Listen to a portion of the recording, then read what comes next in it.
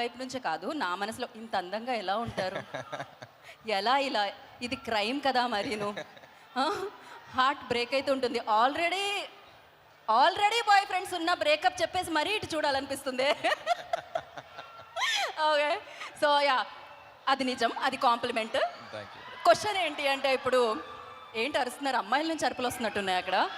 Question ఏంటంటే, ఉస్తాద్ ఇస్మార్ట్ శంకర్ మాకు తెలుసు, కానీ డబుల్ ఇస్మార్ట్ ఎలా ఉండబోతున్నాడు? ఏదైనా కనిపించినట్టు చెప్పి చెప్పనట్టు అలా ఒక హింట్ ఏమన్నా ఇస్తారని. కనిపించినట్టు చెప్పడమే థియేట్రికల్ ట్రైలర్.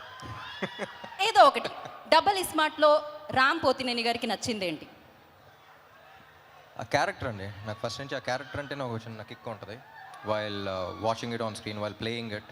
నాకు ఇస్మార్ట్ శంకర్ చేస్తున్నప్పుడు కూడా even before people watched it, ఆ క్యారెక్టర్ ప్లే చేయడంలోనే ఒక కిక్ వచ్చింది. I think that's what reflected on screen. నేను అంత ఎంజాయ్ చేశాను కాబట్టి ఆడియన్స్ అంత ఎంజాయ్ చేయగలిగారు అనిపించింది.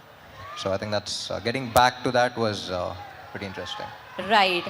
ఇక పూరి సార్ దగ్గరకు వస్తే, పూరి సార్తో వర్క్ చేయడం, అది కూడా రెండోసారి వర్క్ చేయడం, అది ఎలా అనిపిస్తుంది? స్మూత్గా ఓఆర్ఆర్ మీద ఒక గేర్లో వెళ్ళిపోతున్నట్టు ఉంటుందా, లేకపోతే దుబాయ్లో డీజర్ సఫారీలో వెళ్తున్నట్టు ఉంటుందా? How it feels? పూరి గారితో లాస్ట్ టైమే చెప్పాను, అదో వేరే కిక్ అది ఆయనతో చేయటం. అంతే కదా. I think it's very smooth sailing boat అనిపిస్తుంది. అంటే చుట్టుపక్కల ఎంత పెద్ద పెద్ద వేవ్స్ ఉన్నా సరే ఆయన బోట్లో కూర్చుంటే చాలా స్మూత్గా వెళ్ళిపోతూ ఉంటాం. I think it's a pleasure for any actor, him as a person, him as a director. I think he's a sweet heart and it's always ఆ కిక్ వేరు ఆయనతో పని చేస్తున్నప్పుడు. రైట్. మీ ఇద్దరిలో బిగ్ బుల్ ఎవరు అనేది మేము డబల్ ఇస్మార్ట్ రిలీజ్ అయిన తర్వాత తెలుసుకుంటాం. కాకపోతే బాలీవుడ్లో బిగ్ బుల్ లాగా సంజయ్ దత్. సో ఆయనతో వర్కింగ్ ఎక్స్పీరియన్స్ ఎలా అనిపించింది రామ్ మీకు? సంజయ్ దత్ గారితో it's he's like a legend కదండి, అక్కడ కానీ ఎక్కడైనా. So and he's such a sweet heart. అసలు ఆయన సినిమాలో క్యారెక్టర్కి బయట దానికి అసలు సంబంధం ఉండదు.